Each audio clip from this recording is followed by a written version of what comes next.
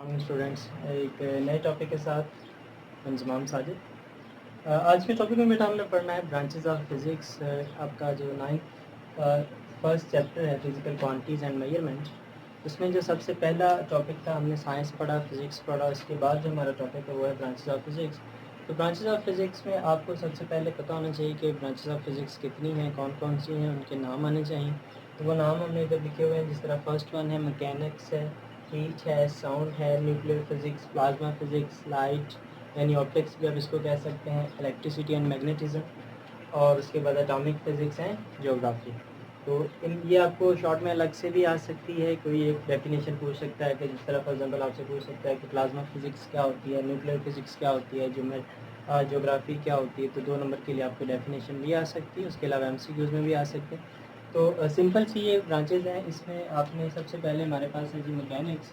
तो मैकेनिक्स क्या होती है, ये बेसिकली इनके हम पॉइंट्स बना लेते हैं। Study the motion of objects, different objects की जो मोशन होती है कि चीज़ें किस तरह मूव करती हैं, क्यों मूव करती हैं, कैसे मूव करती हैं, उनका इंट्रैक्शन क्या होता है, उनकी प्रॉपर्टीज़ क्या होती है, वो सारी की सारी बातें हम मैकेनिक्स में पढ़ते हैं। इसी तरह दूसरे नंबर पे है जी हमारे पास हीट। तो हीट में हमारे पास प्रोडक्शन ऑफ हीट की प्रोडक्शन के हीट जो है वो प्रोड्यूस किस तरह हो सकती है, हीट का एनर्जी से क्या रिलेशन होता है, हीट का फंक्शन क्या क्या होता है, इसके फिज़िकल एस्पेक्ट्स क्या होते हैं, ये सारी की सारी बातें हम इस ब्रांच में पढ़ेंगे। इसके बाद हमारे पास नेक्स्ट ब्रांच आती है साउंड। साउंड के अंदर भी हम इसके प्रोडक्शन ऑफ साउंड, इसके फिज़िकल एस्पेक्ट्स ऑफ साउंड और इसके अलावा जितनी भी हम साउंड टेक्नोलॉजी यूज़ करते हैं वो सारी की सारी चीज़ें हम इस ब्रांच के अंदर पढ़ेंगे, जो कि हमारे पास है साउंड। फिर फोर्थ नंबर पे हमारे पास है जी लाइट, ऑप्टिक्स। लाइट में भी हमारे पास यही चीज़ें हैं कि प्रोडक्शन ऑफ लाइट प्रोड्यूस किस तरह होती है, इसका आगे फंक्शन क्या होता है, किस तरह आगे हम इसको इस्तेमाल कर सकते हैं। ये सारी की सारी चीज़ें डिटेल में हम इसका पूरा चैप्टर एक पढ़ेंगे। इसी तरह इससे नेक्स्ट हमारे पास है जी इलेक्ट्रिसिटी और मैग्नेटिज्म। इलेक्ट्रिसिटी में हमारे पास ज़्यादातर बेसिकली जो मेन चीज़ आती है वो ये आती है कि मोशन ऑफ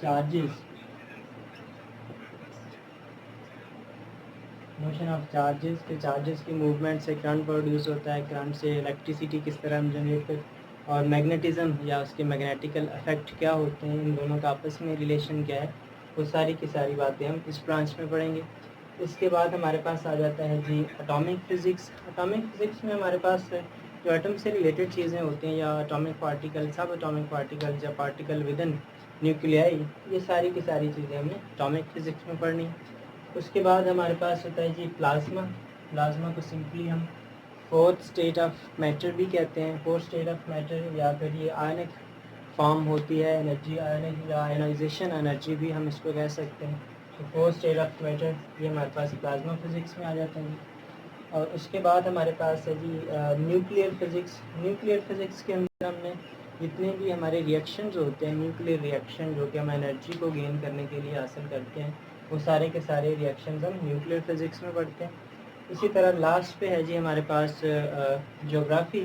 ज्योग्राफी ये बेसिकली 2 वर्ड से बना हुआ है, जियो एंड ग्राफी। जियो मीन अर्थ, यानी कि इसके अंदर हम स्टडी ऑफ अर्थ पढ़ेंगे और इंटरनल स्ट्रक्चर ऑफ अर्थ के बारे में जितनी भी हमने डिस्कशन करनी है, चीज़ें पढ़नी होती हैं, वो सारी की सारी ज्योग्राफिया या कह लें कि इस ब्रांच के अंदर आती हैं। सो ये चीज़ें थी जी हमारे पास ब्रांचेज ऑफ, इनके आपने नाम याद करने हैं और 1 या 2 लाइन की इनकी जो डेफिनेशन होगी वो आपने याद करनी है। अल्लाह हाफ़िज़।